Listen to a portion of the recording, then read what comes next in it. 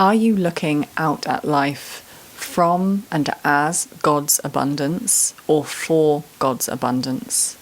Are you living life as love or looking for love?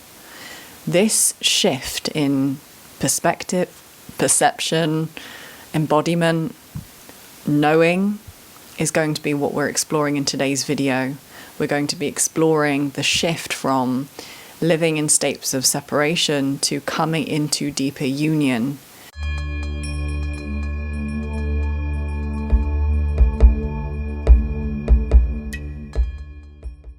Hello and welcome to Temple of Akasha.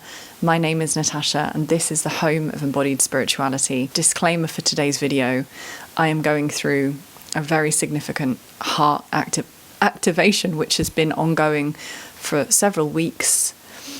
But just as I sat down to film this video, my process started to intensify and the energy is currently surging up my spine and really starting to unravel a knot at the back of my heart. So please bear with me, but I have got quite adept at being able to straddle different states of consciousness throughout this process with the Kundalini, and so that's what I'll attempt to do in today's video. I hope that with this activating energy you can also feel more deeply the words that I wish to express and transmit to you today. But I do have the hiccups as a result of this process, so please bear with me if I'm hiccuping through this video.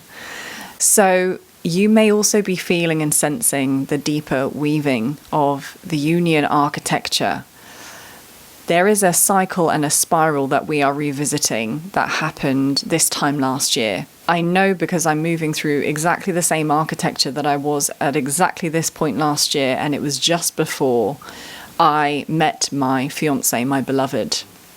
And I felt his presence and I felt this incoming union energy beginning to burgeon within me. It was being communicated through my heart center. And the same weaving is happening now individually for me with regards to deeper union with God. Last year that expressed as union with my beloved. But this year it's happening as a deeper union with money and understanding that money is also God, as well as everything else is the one God, Goddess expressed. And that's what I want to speak to today. I am speaking about this process through my embodied vantage point, which is the process of union alchemy. This is an inner weaving, an inner process that I've been moving through for 7 years. But there are many other pathways, frameworks that we can approach this process of union from. Neville Goddard's Law of Assumption and Living from the End is a good example of this. Ram Dass and his speaking of loving awareness and living from the center. Law of attraction is another doorway, another pathway ultimately to a very similar embodiment and awareness, level of awareness. The non-dual path of recognizing and living from the I am is another doorway and pathway to this. That is another finger which points to the same truth that I'm speaking to today. Oneness, the tantric path. What I'm trying to demonstrate with all of these different frameworks, perspectives, labels, frequency bands that ultimately lead us to the same point is that regardless of the label, what we are discussing is moving from states of separation to states of union, states of severing to states of communion with the one, as God, Goddess, as the source, expressed through this individuation. And so for today's exploration, I feel it's best to explore this architecture with some visual aids. So let's grab my whiteboard and dive in. Ta-da! So I've got 2 visual references for what I'm speaking to today. But as I said in the introduction to this video, our exploration and inquiry today is really pointing to the question, are you living as love embodied? Are you living at the center of love, as love, looking through the eyes of love out at life? Or are you looking for love? Are you seeking love? Do you believe that you are separate from love? So the first way to illustrate this is through this illustration. Let's say that this little black dot is you, as the individuation of the one expressed. When we are living as the small egoic self, when we are living as the self that is attached to the body, when we are living purely identified with what we would call the ego, which is the aspect of consciousness that is attached to physicality and to being embodied.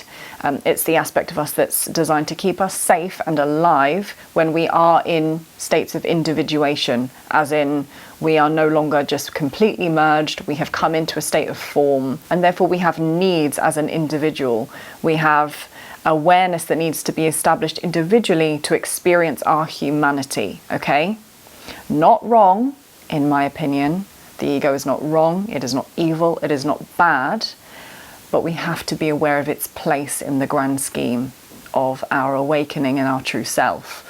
So when we're living from that egoic vantage point, we are living in the state of separation, which is the ego's natural state. We're living in the state of separation and we're looking out to love, for love. We're seeking love, and we can feel as though we're on one side of a fence or a wall and love is over here, and we've got to somehow find our way to love. We've got to overcome the hurdles that separate us from love and return to love. So that is one perspective. And when we have heart walls, when we have unprocessed emotions, unprocessed traumas, when we are carrying old pain, when we are unable to move into states of forgiveness and acceptance, this can feel like the reality that we are separate from love. So the invitation today is to consider that you are already on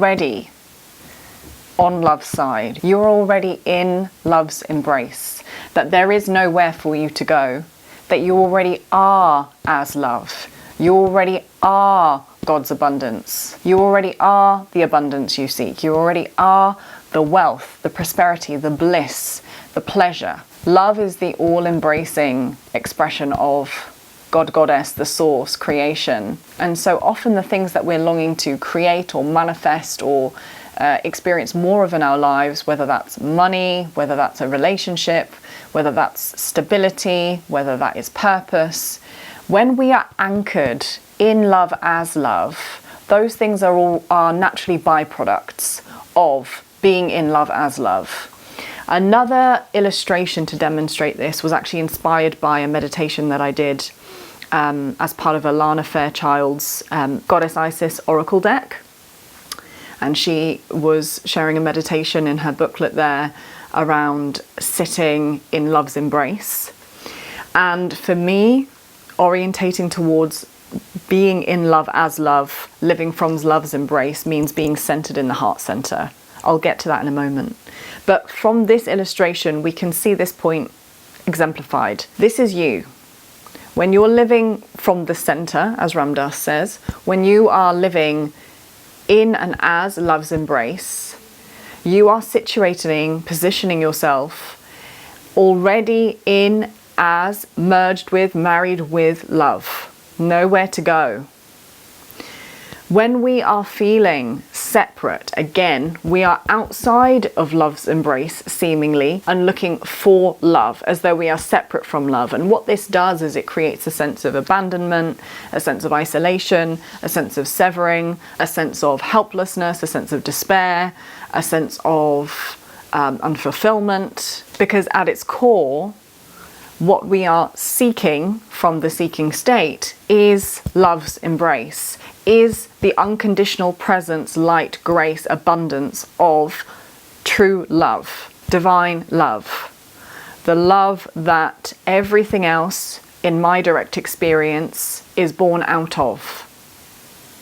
So we have two different vantage points, as I've expressed through these two illustrations. We can either be looking for love, or we can be looking from love. Now you can apply this shift in embodiment and this shift in awareness to anything. Whatever it is that you're seeking, whatever it is that you feel divorced from, you can also recognize that from the seat of love, you are also intimately married with that which you seek. I am wealth. I am love. I am abundance. I am vitality. I am prosperity. Versus I want love. I want wealth. I want vitality. I want abundance. Just notice the difference in frequency, the difference in experience when you are speaking from I am, and you're anchored in the heart space. I am wealth. I am abundance. I am love. I am vitality versus I want wealth. I want love. I want abundance. There is a notable difference in the quality, of course, between those statements, because one is anchored in the truth and one is anchored in the perception that we are separate from the truth. Now, as I feel this union architecture weaving ever deeper, it feels as though we're going through a real deepening collectively as tensions in the world of form seem to be escalating, and it feels as though the disillusion and the dismantling is really coming into full force now. I also feel this deeper weaving of the union architecture, this impulse of the one for us to remember the truth, this impulse from God, Goddess, from the one, for us to remember the truth, that we are expressions of the one, that we are expressions of God, Goddess, that the I am presence is the God spark, the God seed within each and every one of us. We are not separate from that source. And so my invitation for you is to give yourself the gift of anchoring in the heart space and moving through your day, not looking for love, not looking for abundance, not looking or seeking for wealth, which implies and denotes that there is a sense of separation between you and that thing, but actually allow yourself to sit in the heart center and look out at life as wealth, as love, as abundance. Now, in my personal process of really deepening in my connection to the heart center, what I found is that the deeper into the heart center we travel, the more profound the experience. Most people are experiencing their heart center at the gates of the heart, as I call it. They're right at the front of the heart center, and they're kind of feeling these superficial layers of emotion and sensation and the quality that resides at the front of the heart, at the gates of the heart. But actually the heart is like a vast, deep ocean. And the invitation for true heart opening and heart awakening is to move beyond the superficial layer at the front of the heart and travel to what Ram Dass calls the center, to dive deep into this ocean within us. And what that means is really deepening into truth, really acknowledging what is here, what has not been acknowledged, and with presence and with love, what has not been integrated, what felt sense experience, what emotions, what traumas, what aspects are waiting to be witnessed and embraced consciously by love from the heart. What aspects within us are waiting to be met with conscious awareness within the heart center, to be returned to the embrace of loving awareness again. And actually what I found is that the more deeply I've traveled into the heart, and this has been a process of about sort of 2 to 3 years, I started to discover what I call the God seat, and I believe this is what Ram Dass is referring to as the center, which to me feels situated almost at the very back of the heart, closer to my spine than the front of the heart. If we were to try and reference it physiologically, I feel it very much at the back of the heart. And from this space, from the God seat, I met a profound light and a profound grace and a profound bounty of love that pours. And again, I'm trying to illustrate that, which is really very abstract and sort of beyond words, but for me it pours from the back through me and out.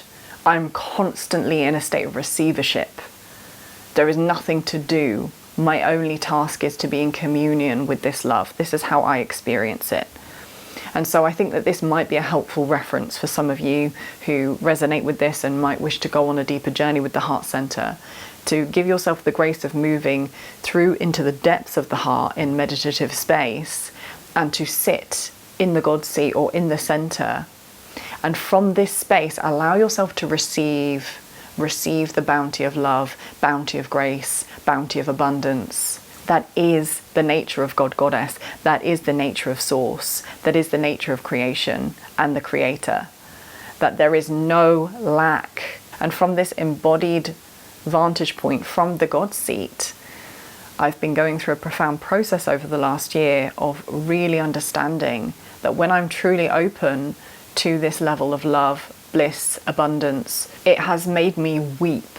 Even this week, I've been moving through this process, and it has made me weep to recognize, my goodness, there was never any lack, there was never any separation, there has never been any scarcity. There has only ever been so much love that I have not known how to handle it, process it. I've been in resistance to it. There is so much love.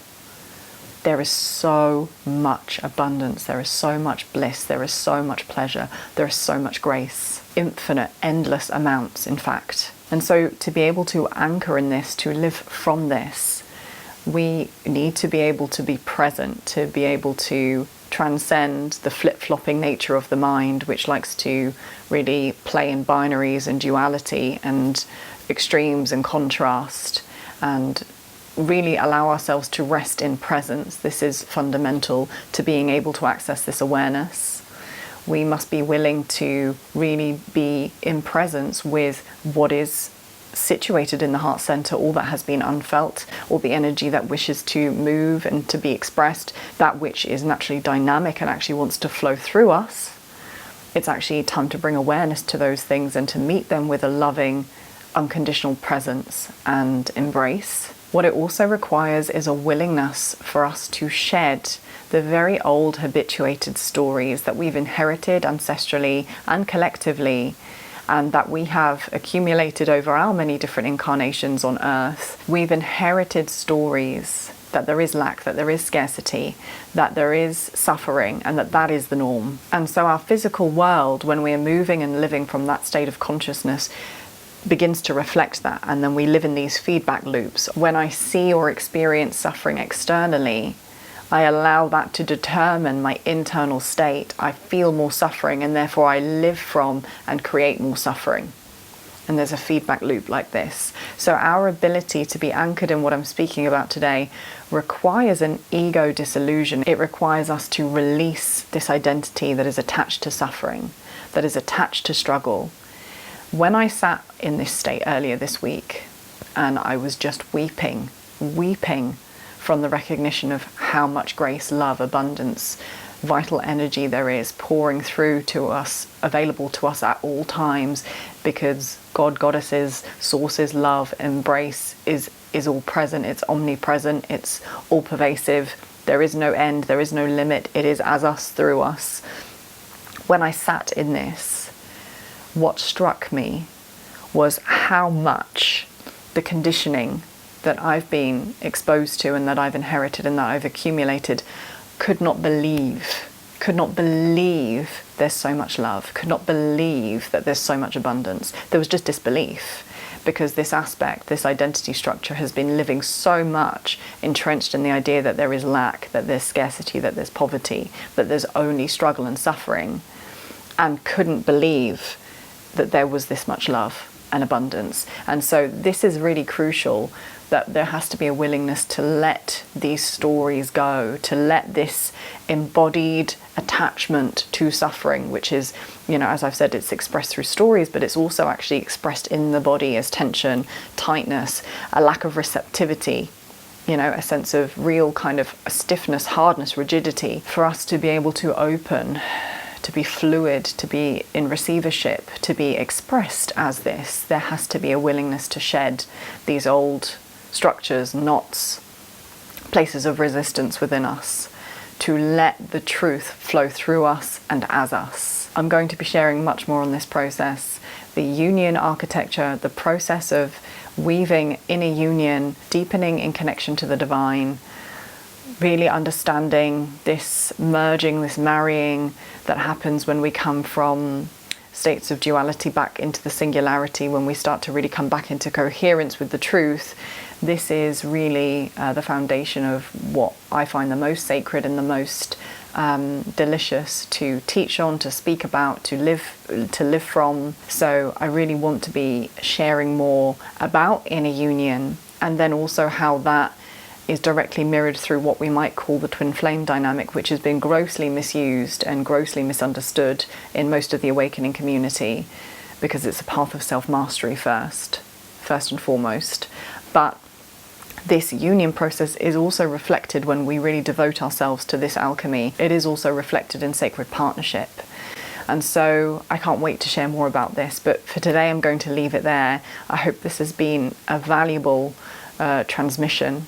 I hope that you've got a deeper sense of this shift, this subtle yet profound shift in living from the love, abundance, wealth, living as the abundance, love and wealth, versus seeking the love, abundance, wealth, looking for the abundance, love and wealth. If you can give yourself the grace to sit in the heart space, to sense and feel the radiant light of love emanating and really burgeoning from the heart center, from the center of your being, you are sat directly in the center of love's embrace. And therefore, when you are sat in the center of this emanation of love, as this emanation of love, you are no longer trying to dabble with the physical so that you can then reach a different state energetically. You are recognizing that your power lies with your awareness, it lies with your embodiment, it lies with where you are anchored within yourself, how you're anchored within yourself.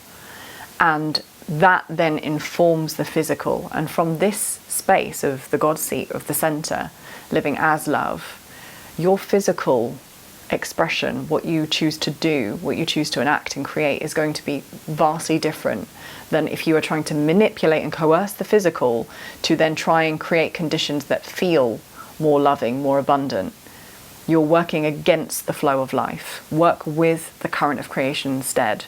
Recognize that it only requires a shift within you to be in connection to this abundance and this love. And when you are living from this space, all that you create, all that you enact, all that you transmit into the world is going to be so much more potent because it's aligned with truth and no longer aligned with a distortion seeking the truth. Can you let this love that I'm speaking about inform you? Can you let your life be a tangible expression of love expressed? Because when you are sat in the God seat, when you are connected to the center, there is nothing external that you need to do or acquire or have to feel whole. You are no longer living from the separate self that feels that it lacks something. From the embrace of love, from and as love, from this vantage point, you are only ever out looking out at a landscape of wholeness. You are only ever looking out at your physical reality and your life landscape as the wholeness you've been seeking. And therefore you're never perceiving lack, you're perceiving from the state of completeness. And everything you do and act and create will be from that state of wholeness and will seed more reflections of wholeness in your reality. If you sow seeds of fear, separation, severing, you're going to harvest fruits of separation, fear and severing. Sow with seeds of love and receive reflections of the same. I'm sending you lots of love, blessings from my heart to yours. May you receive this transmission and may it support you to recognize the truth of your being. I'll see you again soon.